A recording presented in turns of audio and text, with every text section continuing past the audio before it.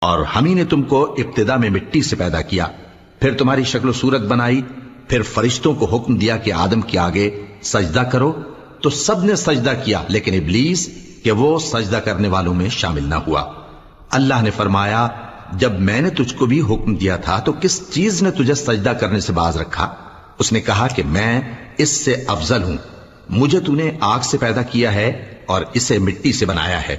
فرمایا تو بہشت سے اتر جا، تجھے شایع نہیں کہ یہاں تکبر کرے، پس نکل جا کہ تو ذلیل لوگوں میں سے ہے۔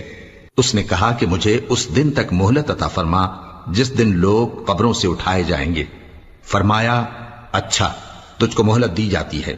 بولا کہ مجھے تو نے گمراہ کیا ہی ہے، میں بھی تیرے سیدھے رستے پر ان کو گمراہ کرنے کے لیے بیٹھوں گا، پھر ان کے آگے سے اور پیچھے سے اور دائیں سے اور بائیں سے غرض ہر طرف سے آؤں گا اور تو ان